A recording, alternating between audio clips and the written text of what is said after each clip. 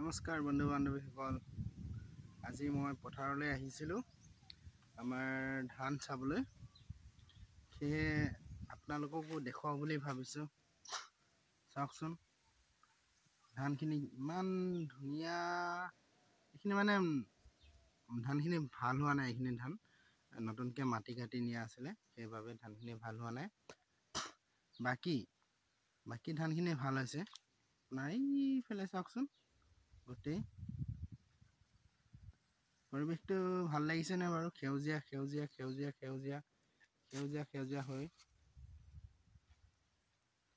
বন্ধু বান্ধৱীসকল, মোৰ ইউটিউব চেনেলত নতুনকৈ এইটো মই সৰুকৈ ভিডিঅ' এটা দিছোঁ।